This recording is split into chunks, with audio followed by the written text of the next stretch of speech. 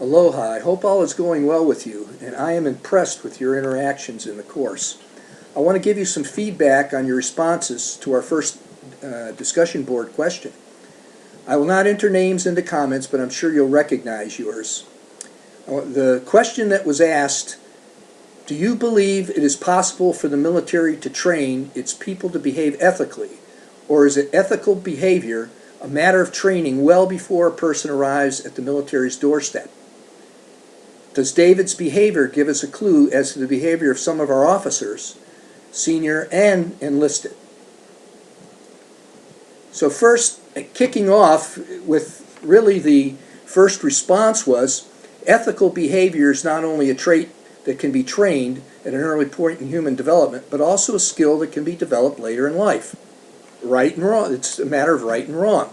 Well, my intent was not to make it an either-or question, but to elicit the response that both can occur and hopefully would occur.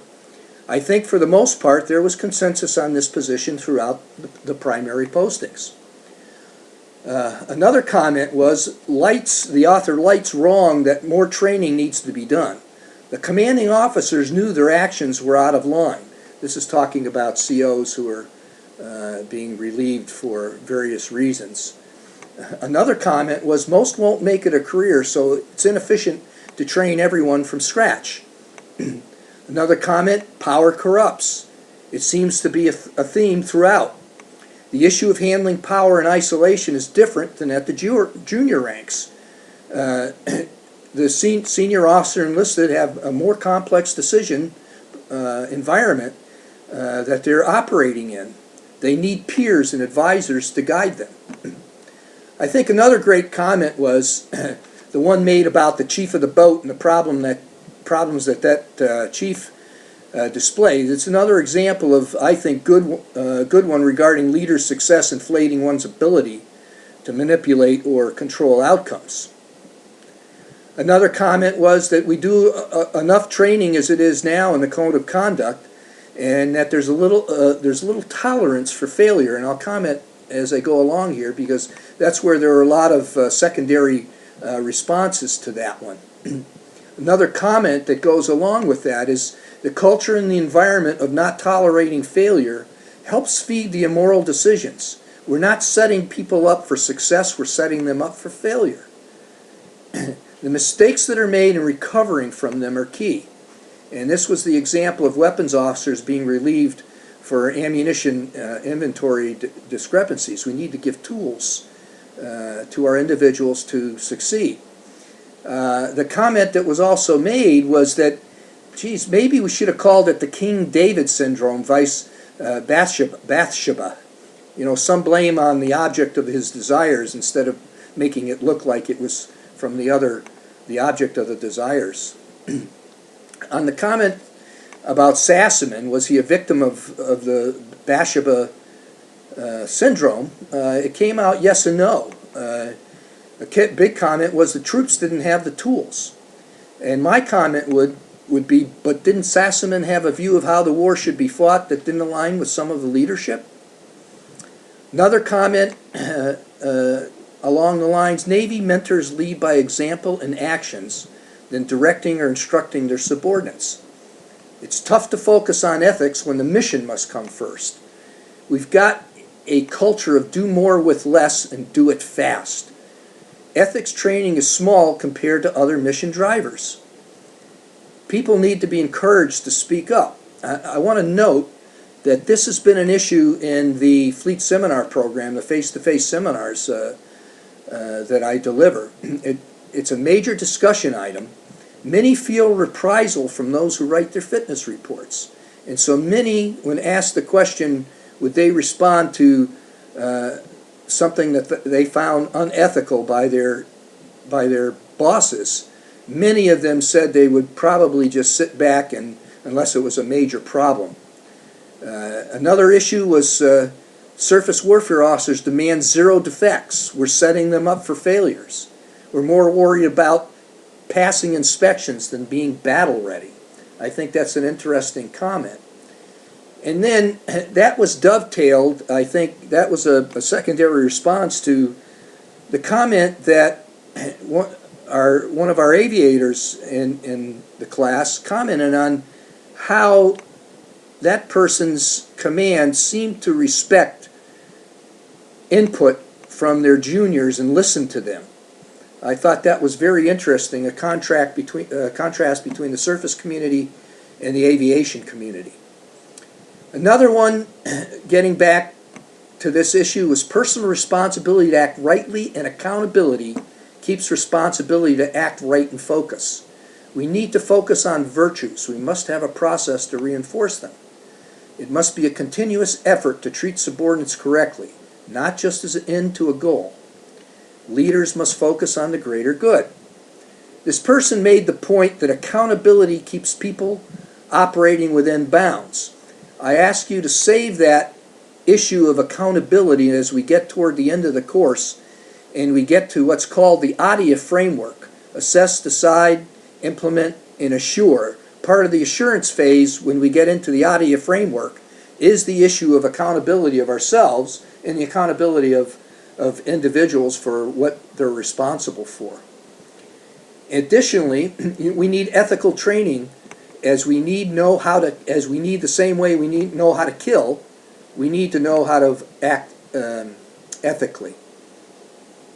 And we also need help from the military to cope with negative emotional effects of killing. I found that an interesting contrast of that we need to balance the two, and that may have something to do with the PTSD issues that we've been having because of our over 10 years of continuous war here. Another comment was the military's ability to leverage enforcement by threat of punishment is a considerable tool in ensuring ethical behavior.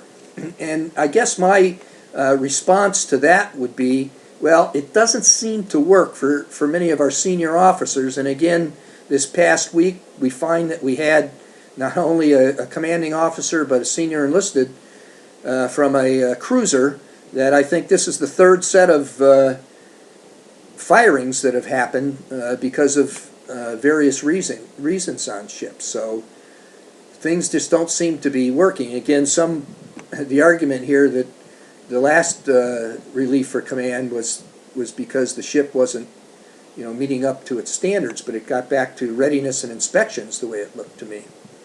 Another comment was about the sapper training, that the Navy's philosophy of shipmate, and self in itself provides a good culture that we should be following. And that training in sapper training is what the deck plate leadership is all about. Again, one's behavior when in charge must be above reproach. I totally agree with that comment. And I would have to go back and say, but with what we're seeing, there just aren't enough out there who are practicing it. Another argument is we're seeing all the reporting on the negative aspects of what's going on there. They're probably minor in the scope of everyone else who is doing the job correctly. And then the individual came back and made a comment, and I believe it was a secondary response, that we turn our cheek at wardroom parties. We tolerate heavy drinking. Sexist remarks and jokes are tolerated. People tolerate wrongdoing because I don't want to rock the boat. I brought that up earlier. The culture must be in place beyond training so we can feel okay to stop shipmates from unethical actions. So that's what I kind of took away in general from what I saw from all of you, and I thought it was a good interaction on the discussion board. I want to shift gears a little bit and talk about some general trends regarding the discussion board postings. I thought, again, they were well written, thought out for the most part. I'm very flexible on the first few sets of responses, especially since most of you are taking your first Naval War College online course. I would like to ask you to refer back to the student contribution guidelines that are posted on Blackboard. There are 2 response posting per question, a primary response due no later than Tuesday night of about 250 words that responds to the question asked. Then a secondary response to one of your classmates' responses is due no later than the following Sunday night, and that should consist of about 100 words. I do encourage you to add more if you so desire. And you may make more than one secondary response if you so choose. Some of you have already had done that. As secondary responses of "I agree with so-and-so" doesn't qualify as a good response. The key is quality versus quantity. The discussion board's intent is that we learn from each other. My overall assessment of your postings will be based on meeting deadlines, critical thinking, understanding concepts, originality, and use of course material, and finally engagement with your classmates along with communication style and format. I want to stay on the communication style and format for a bit here. I make these comments in anticipation of midterm and final exams. Writing clearly and concisely is important in these major graded events as you are limited in the page count. Also, it's important in your current and future jobs, regardless of whether it's in the military or later in civilian positions. First, answer the question asked. Be careful of philosophizing before getting to your response to the question. On punctuation, the accepted construct is that the punctuation mark normally goes inside the quotation mark, not outside. I'm making these comments from the standpoint that several of the inputs had the punctuation marks outside. Spelling and word usage. In some instances, words were misspelled or the wrong word was used. I'll use an example, though it wasn't part of yours, but that comes up all the time. Compliment with an I or compliment with an E. Many times, the usage of compliment is not in the correct context. Moving on, I note that many of you appear to have taken seriously the plagiarism guidance in the syllabus. For discussion board responses and also for examinations, it's not necessary, again I stress, not necessary to cite the assigned readings. Just refer to the author by name in the sentence. That's good enough, and if you go back and read some of your responses in there, many of you do that. The only time you need to cite with a note or footnote is when you draw from a source that wasn't an assigned reading. Last, I addressed in an announcement it's okay to use the first person in discussion board responses. The only place it wouldn't be appropriate is in a formal research paper. That's it for now. There are a few postings outstanding for the 3 assigned questions so far, so please submit them as soon as possible. Also, feel free to communicate with me on any issue.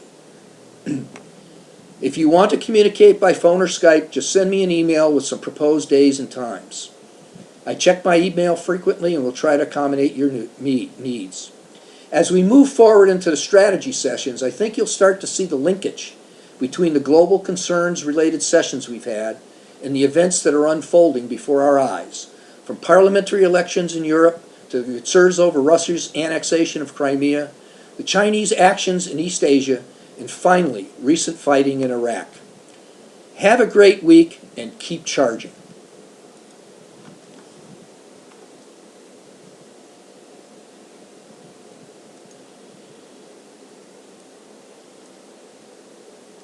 So, stop.